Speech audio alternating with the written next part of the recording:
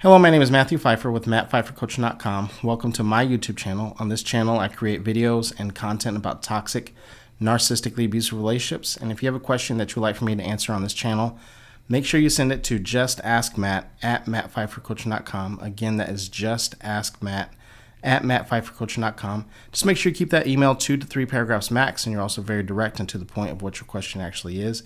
If it's too long, if it's too lengthy, unfortunately, I will not be able to get to it. Also, make sure you hit the subscribe notification and also hit the bell notification so you're notified each and every time I upload a new video. I upload new videos on this channel 5 days a week, Monday through Friday. With all that being said, let's get into today's email. So today's email comes from a person who they feel that they are stuck in survival mode.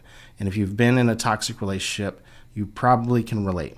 That after you leave, you feel like you're stuck, you feel like you're still with them, or you still feel like you're kind of acting out and you feel like you're having a lot of emotional triggers. And that's very common coming out of a toxic relationship.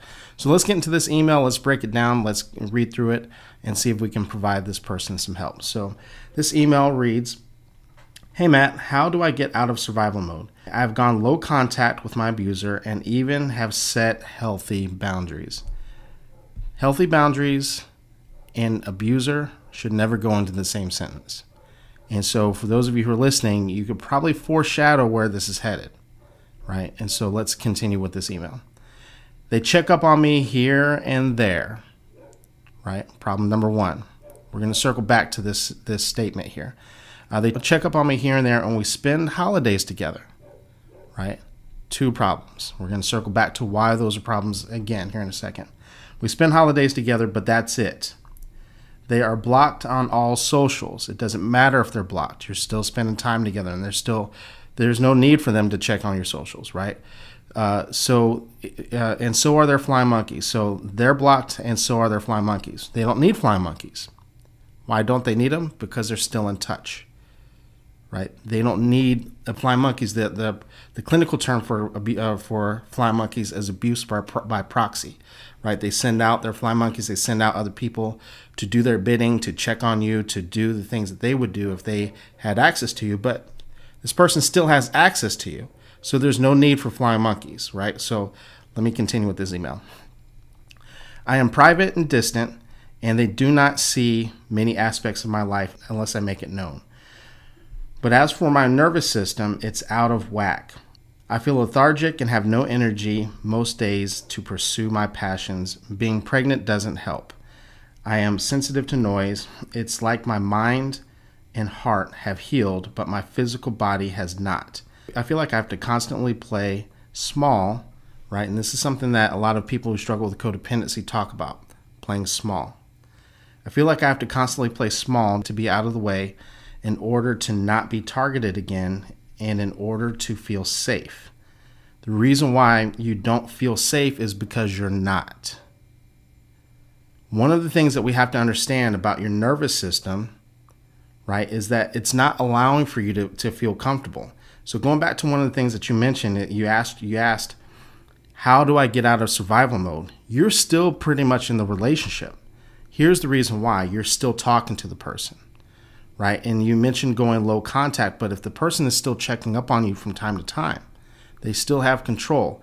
And your body, right? There's a great book that I would highly recommend that you read.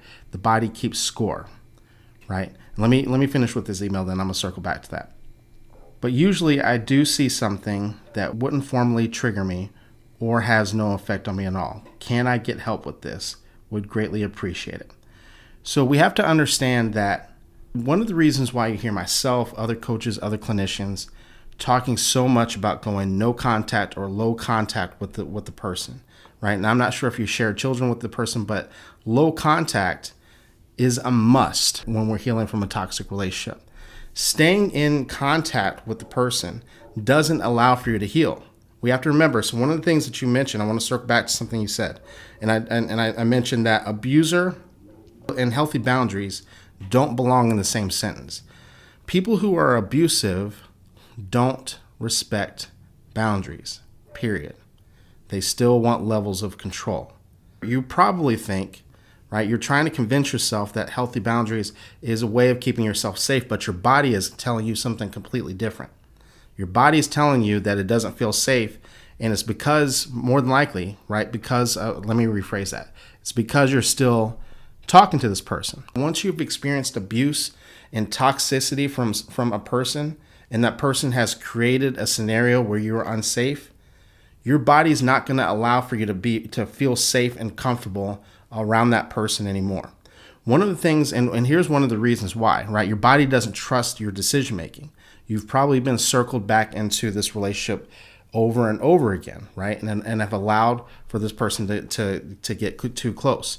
So you may have heard me say things like that toxic relationships are more like recovering from an addiction than they are from a normal, healthy breakup.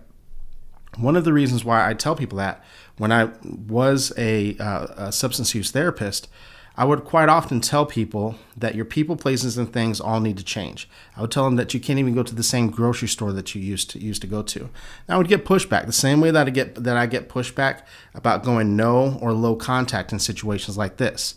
People would say, "Matt, you're too extreme, this and that, right," and start pushing back on me.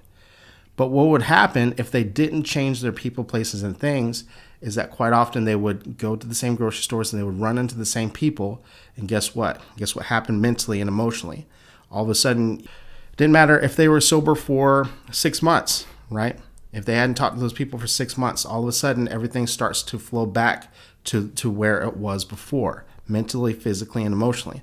And quite often what would happen is that if they ran into a dealer or someone that they used with, and I'm going to piggyback all this together here in a second. What would happen is that they would meet up with someone and that person would say, "You know what, I'm glad that you straightened your life out. Let's get together." And eventually what would happen is that they would get together, and do you think they would offer them anything right off the bat? No, most of the time they didn't.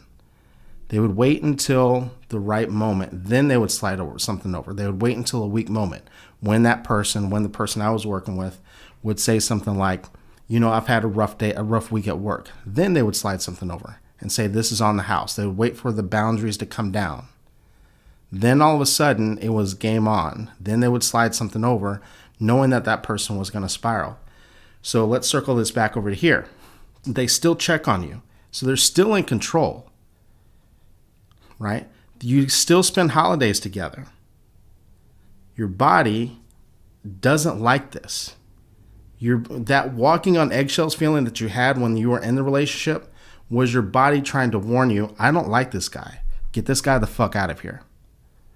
And now that you have left and you're still staying in contact, your nervous system, like you said, still won't allow it. As long as you are staying in this level of contact with this person, your system, your nervous system is not going to allow for you to feel comfortable. Going no or low contact is the very first step in healing, right? So that has to be a priority, right? And what's happening is that you're probably setting these healthy boundaries, which aren't actually healthy boundaries, right? In a way to try, because you're afraid of what this person could or is capable of doing, right? Which also is causing the nervous system to behave the way that it is. It doesn't feel safe. It doesn't feel comfortable, right? So we need to begin to take inventory and reevaluate this. And then once you are able to set better boundaries with this person, no and low contact, not spending holidays with them, not allowing for them to check up on you, then all of a sudden now the mindfulness, possible EMDR, and other things that you do can process the healing properly. So thank you very much for writing in. Anyone else who would like to write in, make sure you send it to justaskmatt@mattpfeiffercoaching.com. Again, that is justaskmatt@mattpfeiffercoaching.com. Make sure you keep that email 2 to 3 paragraphs max. Be very direct and to the point of what your question actually is. If you'd like to work with me one-on-one, all of my links are down below. With all that being said, thank you very much, and I will see you in the next video.